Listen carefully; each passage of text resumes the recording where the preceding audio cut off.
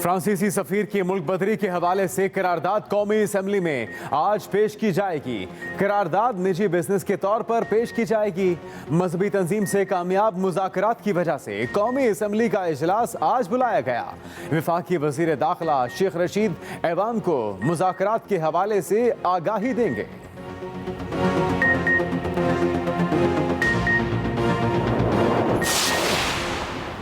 बिलावल भुट्टो की वजीर आजम पर कड़ी तनकीद। ट्वीट में लिखा, कौमी असम्बली में मुआहदा नहीं लाया गया, सड़कों पर ऑपरेशन किया, 500 पुलिस एहलकार जख्मी करवाए, इंटरनेट बंद किया। मजीद लिखा, वजीर आजम ने कौमी असम्बली में बयान दिया, ना ही हमें एतमाद में लिया। अब ऐवान के पीछे छुपना चाहते हैं। सब आपने खराब किया है, खुद ही ठीक करें।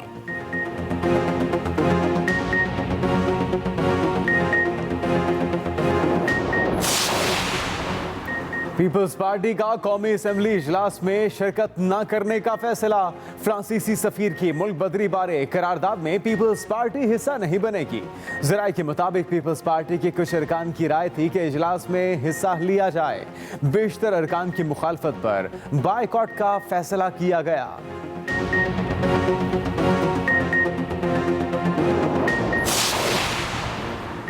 मुस्लिम लीग नून की हुकूमती पॉलिसियों पर फिर तनकीद। शाहिद खाकान अब्बासी और एहसन इकबाल बोले, हुकूमत का रवैया गैर जिम्मेदाराना है। वजीर आजम की तकरीर को किसी को समझ नहीं आई। राना सनाउल्लाह ने कहा, हुकूमत अपने पाँव पर खुद ही कुल्हाड़ी मार रही है, हुक्मरानों की डायरेक्शन का इन्हें भी अंदाजा नहीं।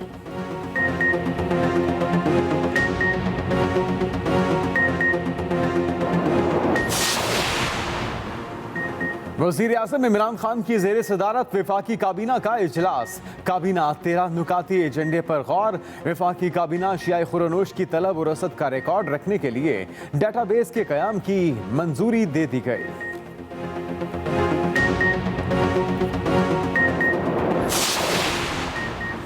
₹15 के पीछे आपने अवाम को भिखारी बना दिया।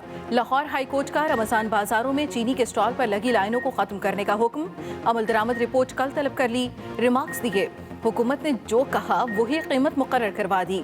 आम खरीदार को ₹85 कीमत पर चीनी क्यों नहीं मिल रही? अगर लाइनें खत्म ना की गई तो तौहीन अदालत लगाएंगे।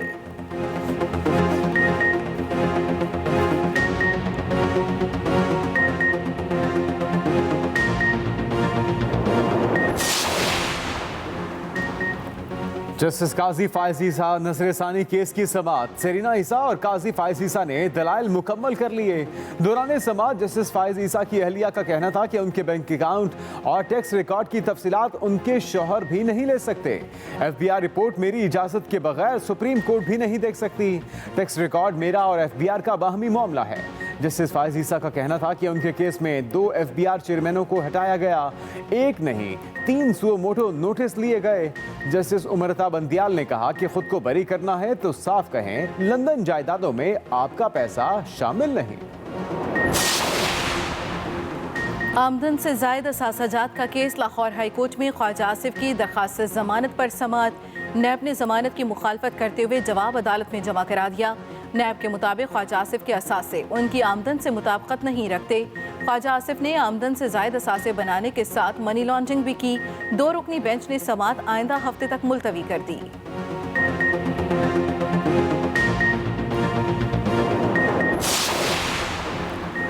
सुप्रीम कोर्ट में DGFIA की सरजनिश। चीफ जस्टिस का कहना था कि DGFIA फैसला करें, अदालती हुक्म मानना है या सदारती ऑर्डर। DGFIA ने सदर की खिदमत करनी है तो जाकर करें।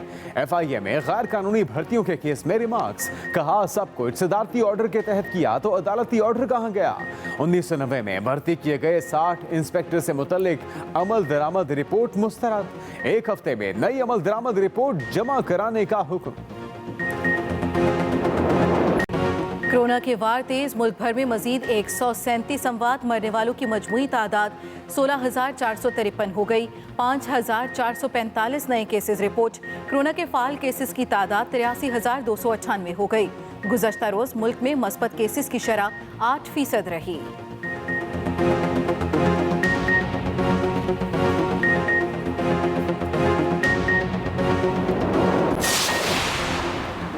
सिविल एविएशन अथॉरिटी की नई ट्रैवल एडवाइजरी, भारत को सी कैटेगरी में शामिल करके 23 ममालिक पर मुश्तमिल नई फहरिस्त जारी।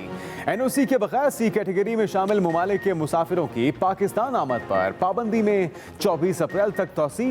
बी कैटेगरी के ममालिक के मुसाफिरों के लिए PCR टेस्ट का दौरानिया 72 घंटे होगा।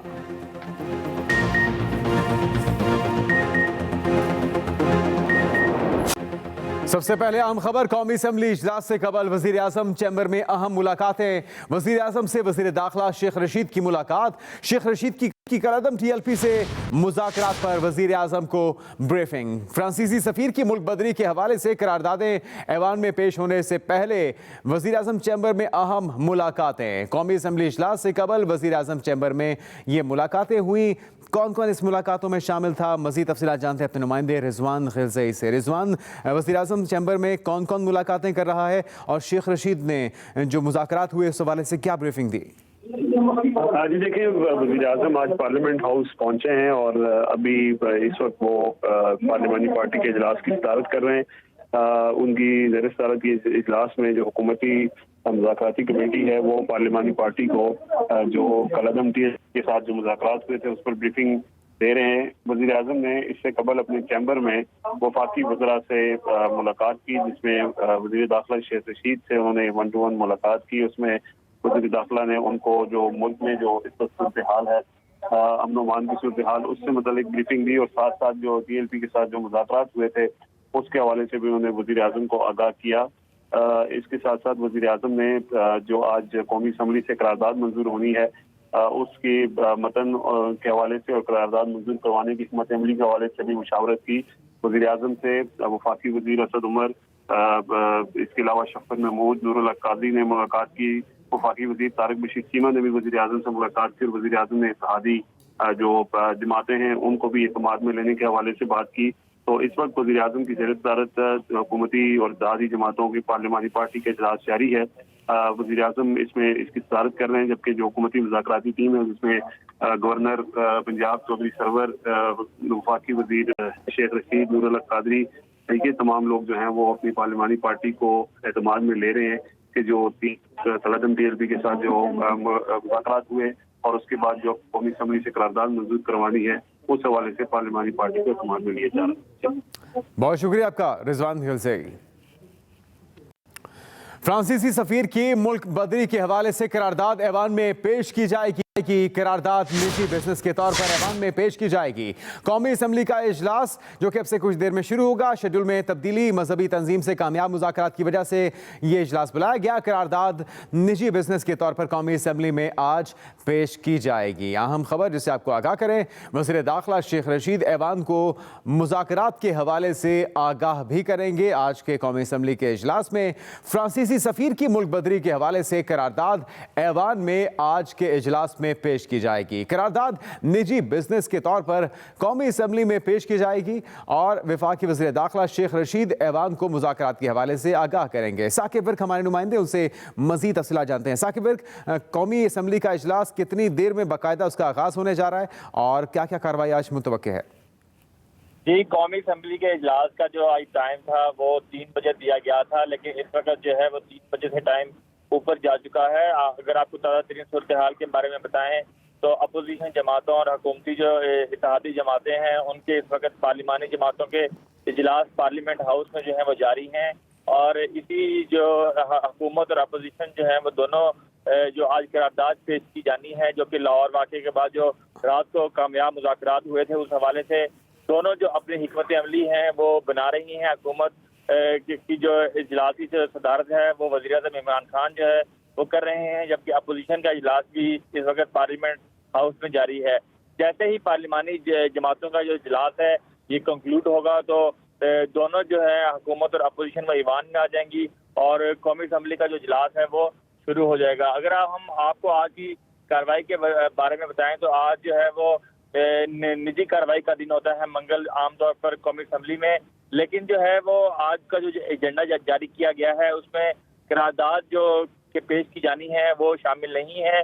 लेकिन हमारे ज़राए ये बताते हैं और पार्लिमानी ज़राए का भी ये कहना है कि आज का जो एजेंडा है उसको मौखर करने की जो तहरीक है वो पेश की जाएगी, जिसके बाद जो करारदाद है वो आज कौमी असम्बली इजलास में लाई जाएगी। मजहबी जमातों से जो मुज़ाकरात के मामले पर कौमी असम्बली इजलास जो है वो जुमेरात की बजाय आज दोपहर 3 बजे तलब किया गया था और स्पीकर कौमी असम्बली। बहुत शुक्रिया आपका साकिब विर्क। बिलावल भुट्टो वजीर आजम पर बरस पड़े, ट्वीट में कहा कौमी असम्बली में मुआहदा नहीं लाया गया, सड़कों पर ऑपरेशन किया, 500 पुलिस एहलकार जख्मी करवाए, इंटरनेट बंद किया। बिलावल भुट्टो की जानिब से वजीर आजम पर कड़ी तनकीद की गई। बिलावल भुट्टो ने अपनी तनकीद में कहा कि ईवान में मुआहदा नहीं लाया गया, सड़कों पर ऑपरेशन किया, 500 पुलिस एहलकार जख्मी करवाए। उन्होंने ये भी कहा कि वजीर आजम ने इंटरनेट बंद किया, कौमी असम्बली में कोई बयान नहीं दिया। पीपल्स पार्टी का कौमी असम्बली इजलास में शिरकत न करने का फैसला। फ्रांसीसी सफीर की मुल्क बदरी बारे करारदाद में पीपल्स पार्टी हिस्सा नहीं बनेगी। जराये के मुताबिक पीपल्स पार्टी के कुछ अरकान की राय थी कि इजलास में हिस्सा लिया जाए। पीपल्स पार्टी की जानिब से कौमी असम्बली इजलास में शिरकत न करने का फैसला किया गया है।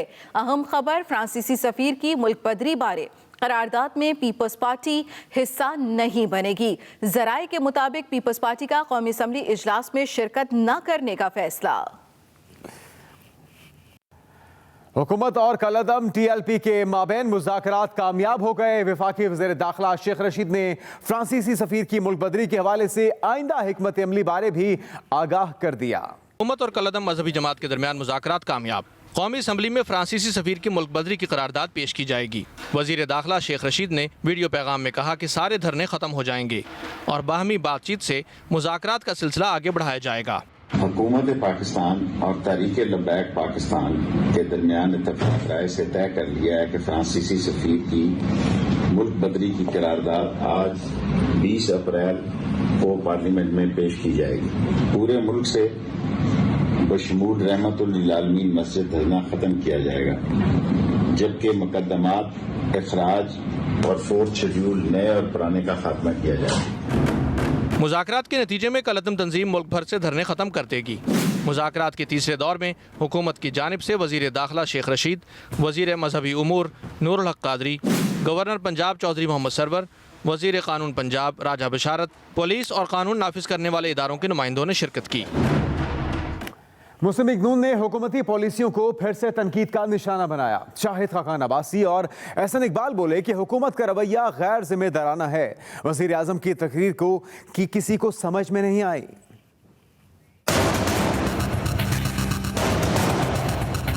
मुस्लिम लीग नून की एक बार फिर हुकूमती इक़दामात पर तनकीद। साबिक वज़ीर आज़म शाहिद खाकान अब्बासी ने कहा, मुल्क की हालात ख़राब हो रहे हैं, किसी को परवाह नहीं। वज़ीर आज़म ने अगर तकरीर करनी थी, उसके अंदर हिम्मत थी, तो पार्लियामान में आकर तकरीर करता। पार्लियामान का इजलास बंद करके वज़ीर आज़म साहब ने तकरीर फरमाई, जिसका न सिर है न पैर है। कि सफीर को निकालने का वादा किसने किया था? तो जब हुकूमत वादे करती है, वो पार्लियामान के सामने रहने चाहिए। आपने उसका जवाब ये दिया कि उस जमात को कलअदम करार दे दिया। एहसन इकबाल भी हुकूमत की नाकिस पॉलिसियों पर बरस पड़े। इतने संगीन मसले पे इस हुकूमत ने इतना गैर संजीदा रवैया रवा रखा कि एक मुआहदा कर लिया, कहा कि वो फ्रांस के सफीर को मुल्क बदर कर देंगे। और अब जब आंखें खुली हैं तो वजीर आजम साहब फरमाते हैं कि ऐसा करने से तो मुल्क का नुकसान होगा। नून लीगी रहनुमाओं का मजीद कहना था कि सफारतकारी पर वजीर आजम और वज़रा खामोश हैं। कशीदा हालात में मुस्लिम लीग नून ने मस्बत किरदार अदा किया है। वज़ीर आला पंजाब उस्मान बुज़दार कहते हैं कि बदकिस्मती से अपोजिशन की बाज़ जमातों ने हालिया नाखुशगवार वाक़े पर भी सियासत चमकाने की कोशिश की। अपोजिशन जमातों का मनफी रवैया काबिल मज़म्मत है। बयान में उस्मान बुज़दार ने कहा कि अपोजिशन रहनुमाओं ने मामले को सुलझाने के बजाय बिगाड़ने की कोशिश की। अपोजिशन के मज़मूम मज़ाइम बुरी तरह नाकाम रहे। नाजुक मरहले पर अपोजिशन ने मनफी किरदार अदा किया जब कौम को मुत्तहिद करने की ज़रूरत थी। इस वक्त अपोजिशन कौम को तकसीम कर रही थी। अपोजिशन का यह गैर जिम्मेदाराना रवैया तारीख में हमेशा बुरे अल्फाज में याद रखा जाएगा। मुल्क हमसे इत्तेहाद और इत्तेफाक का तकाजा कर रहा है। हुकूमत ने रियासत के रिट का सत्यानाश कर दिया। ये खुद सड़कें ब्लॉक करके ऐसी तकारीर करते रहे हैं। लेकिन रहनुमा राना सनाउल्लाह कहते हैं इनको इतनी जल्दी थी कि ना मामला पार्लियामान में उठाना चाहा और ना ही काबीना में। वो लाहौर में मीडिया से गुफ्तगू कर रहे थे। इतनी जल्दी थी या इतने यकतरफा और सफाकाना फैसले थे कि पार्लियामेंट में डिस्कस करना तो नहीं समझा, कैबिनेट में भी डिस्कस करना जो है वो मुनासिब नहीं समझा और इन्होंने जो है वो वहाँ उनके ऊपर पाबंदी ऐड कर दी। अब मेरा ख्याल है कि अपना थूका जो है वो एक एक करके जो है ये चाटेंगे। रियासत की रिट का इन्होंने सत्यानाश कर दिया है। ये खुद सड़कें ब्लॉक करते रहे हैं, खुद ये इस किस्म की तकारीर करते रहे हैं। मेरा ख्याल है कि तहरीक लब्बैक के लोगों की तकारीर और उनके धरने जो है वो अभी तक इनसे कम ही थे जो ये करते रहे हैं। वज़ीर आज़म की ज़ेर सदारत वफाकी काबीना का इजलास खत्म। अक़वाम मुत्तहिदा की आर्मड गाड़ियों की कराची से काबुल ले जाने की इजाज़त दे दी गई। वफाकी काबीना करतारपुर राहदारी मंसूबे को पेपरा रूल से इस्तिस्ना देने की समरी मौखर कर दी गई, जबकि अशिया खुरनोश की तलब और रसद का रिकॉर्ड रखने के लिए डेटाबेस के क़याम की मंजूरी भी दी गई। अक़वाम मुत्तहिदा की आर्मड गाड़ियों की कराची से काबुल ले जाने की इजाज़त दे दी गई।